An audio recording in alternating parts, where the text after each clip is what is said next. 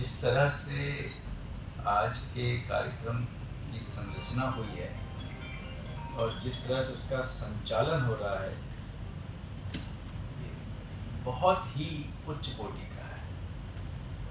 जो स्क्रिप्ट लिखी गई है, जो प्रेजेंट करने का तरीका है, जो मल्टीपल पार्टिसिपेशन है, बहुत सारे लोग पार्टिसिपेट कर रहे हैं प्रेजेंट करने में, उसको देख के मुझे बहुत हर्ष हो रहा है और मैं पूरी टीम को बहुत बधाई देना चाहता हूँ इसके लिए।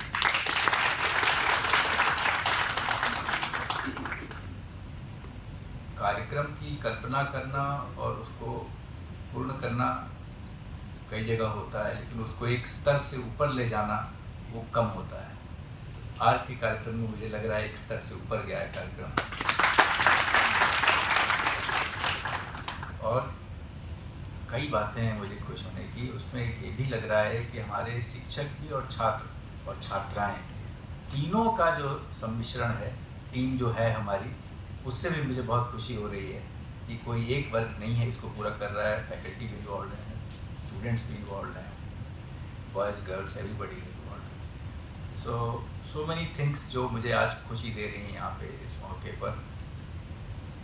मैं इस टीम से मिला था अपने कार्यालय में लगभग 2 या 3 सप्ताह पूर्व और कुछ हमारी चर्चाएं भी हुई थी। इन्होंने मुझे बताया था हिंदी प्रकाशन समिति के बारे में, थोड़ा बहुत इसके इतिहास के बारे में बताया था। आज ज़्यादा अच्छा पता चला, उस दिन शायद कम समझ में आया था या कम पता चला था। और इतना लंबा गौरवशाली इतिहास है कि इससे प्रेरणा मिल रही, मुझे भी प्रेरणा मिल रही है कि हम लोग और आगे इसको बढ़ाएं।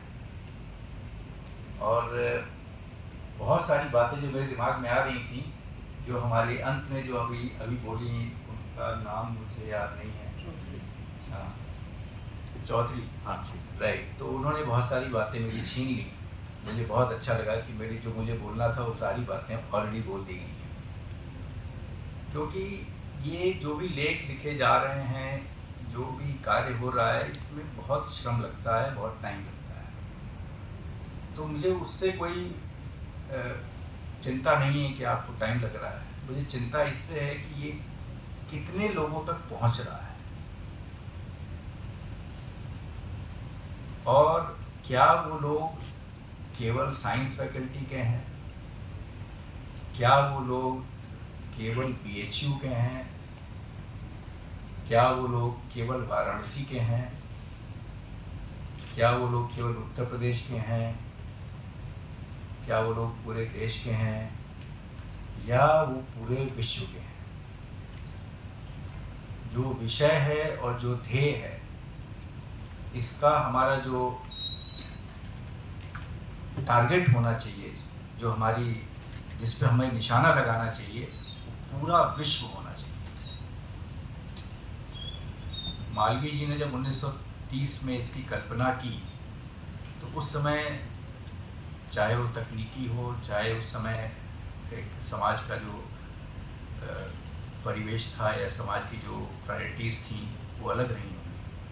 लेकिन आज की तारीख में अगर आप किसी भी चीज़ पे काम कर रहे हैं, तो आपको ये भी सोचना चाहिए कि ये सब तक पहुंच रहा है कि नहीं, जिसको ये टारगेट कर सकता है। और जिस तरह से यहाँ पे टीम वर्क हो रहा है, जिससे कर रहे हैं, मुझे लग रहा है कि हमको बिल्कुल नहीं रुकना चाहिए साइंस फैकल्टी पे। हमको सीधे सीधे पूरे विश्व को टारगेट करना चाहिए, और पूरे विश्व में इसकी ऑडियंस है।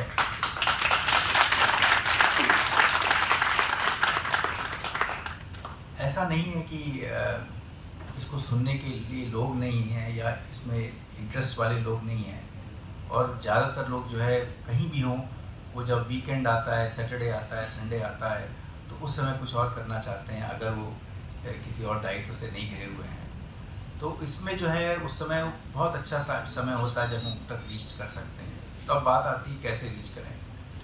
तो YouTube चैनल है, बट YouTube चैनल रिकॉर्डिंग करना, उसको उस क्वालिटी का रिकॉर्डिंग करना, उसके कितने व्यूज़ मिल रहे हैं, कितने लाइक्स मिल रहे हैं, वो देखना पड़ेगा कि हम किस स्तर का वहाँ पे काम कर पा रहे हैं।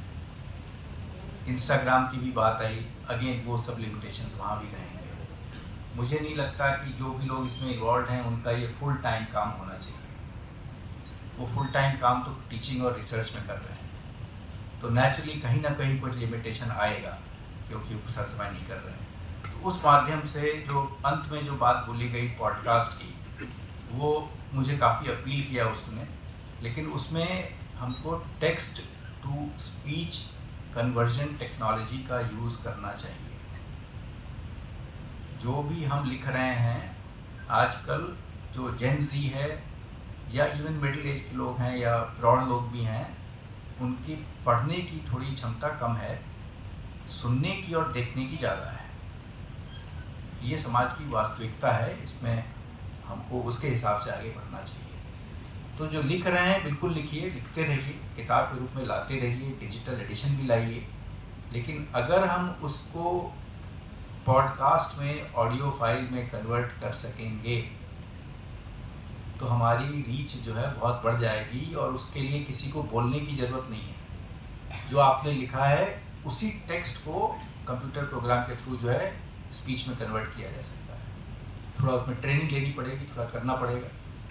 अगर वो एक बार ऑडियो फाइल बन गई, कभी ज़रूरी नहीं कि उस ऑथर की आवाज़ में ही हो, ऑथर की आवाज़ में भी किया जा सकता है, वो थोड़ा मुश्किल हो सकता है, लेकिन उसको हम कर सकते हैं स्टैंडर्ड वॉइस फॉर्मेट में।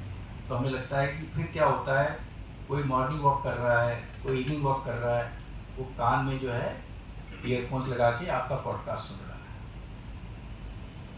पढ़ नहीं सकता उस समय, हाथ में किताब नहीं ले सकता क्योंकि कोई और काम कर रहा है, लेकिन उसके कान खाली हैं, तो उस समय ईयरफोन्स लगाकर वो आपका पॉडकास्ट सुन रहा है। और फिर वो ये चीज़ जो आपने मेहनत की है कंटेंट बनाने में, उस कंटेंट तक पहुंच रहा है। कंटेंट भी बहुत ही इंटरेस्टिंग, रोचक कंटेंट था जो मैं देख रहा था। आपके जितने भी चैप्टर्स हैं यहाँ पे, उसमें ये बहुत अच्छा लगा। अनंत प्रकाश का अन्वेषक, जयंत नार्लिकर की विरासत, गहरे सागर की दौलत, पॉलीमेटालिक नोड्यूल्स, इससे तो काफ़ी एनर्जी मिल सकती है। एआई भविष्य नहीं वर्तमान है। ये सब है एक्चुअल जो हमको पहुंचाना है हिंदी भाषा में, जिससे कि लोग जब पढ़ें तो उनके उस समय का उपयोग भी हो जाए, उनको कुछ नई चीज़ मिले, उनको कुछ ऐसा मिले जो वो नहीं जानते थे, और उनके मन में जिज्ञासा बने कि अगर अचिंत्य को पढ़ पे समय लगा रहे हैं तो हमें कुछ नया ज़रूर मिलेगा। इसको बोलते हैं क्रेडिबिलिटी बनाना। और ये क्रेडिबिलिटी ऐसी बन जाए कि जो बच्चे, अभी 3 बच्चे आए थे, स्टूडेंट्स थे, ये जब BHU से ग्रेजुएट कर जाए उसके पहले ही इनकी सक्सेसर टीम तैयार हो, आपकी अगली कड़ी तैयार हो, वो देखे कि कैसे हमारे सीनियर्स ने काम किया है, उस काम को आगे बढ़ाए। शोध एक अंतर्निहित यात्रा,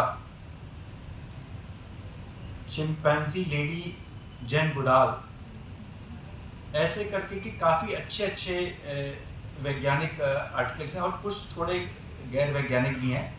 उनका रेशो कम ही रहे तो अच्छा है, शायद कम ही है, लेकिन वो ऐसा ना हो कि बाद में केवल उधर ध्यान चला जाए और विज्ञान कम हो जाए। तो विज्ञान आगे रहे, हिंदी भाषा आगे रहे, ऐसी चीज़ें, ऐसे टॉपिक्स का चुनाव हो जो बिल्कुल करेंट है, रेलिवेंट है, जिससे हम मैक्सिमम लोगों को ग्लोबल ऑडियंस में रीच आउट कर सकें। और अल्टीमेटली क्या होगा? अल्टीमेटली होगा कि जब ये हमारी कई लाख में व्यूज़ हो जाएंगे, अभी तो मुझे पता नहीं कितने लाइक्स हैं, कितने व्यूज़ हैं, अगर वो व्यूज़ बढ़ने लगेंगे तो फिर एक चेन रिएक्शन होता है, फिर और बढ़ेंगे, एक्सपोनेंशियल ग्रोथ होगी। और उसके बाद आप देखिएगा कि डिपार्टमेंट की, इंस्टीट्यूट ऑफ साइंस की जो रिकग्निशन है, जो विजिबिलिटी है, जो आउटरीच है, वो उसको फीड करने लगेगी। तो आपके पास और अच्छे बच्चे आने लगेंगे। अभी भी बहुत अच्छे बच्चे आ रहे हैं, फिर कंपटीशन और बढ़ गया। अब वो पूरे इंडिया में सोच रहे हैं कि वहाँ से जो है बड़ी अच्छी पत्रिका निकलती है, हमको वहाँ जाके पढ़ाई करनी है, BSc MSc हमको वहाँ जाके पढ़ना है। तो वो एक डिज़ायर टू रीच BHU जो 1930-40 में पूरे देश से लोग प्रचुर मात्रा में कोशिश करते हैं जाने की, इसी तरह से फिर से हो जाए कि हमारे चारों दिशाओं से लोग एक चलें कि चलो BHU पढ़ने चलो। और जितने भी पूरे देश में हमारे शिक्षक बनने के इच्छुक लोग हैं, वो चलो BHU पढ़ाने, वो भी यहाँ अप्लाई करें। उस दिन हमको लगेगा कि हम महामना की जो आदर्श थे, जो महामना का जो ध्येय था, उस ध्येय पे पहुँच रहे हैं। धन्यवाद।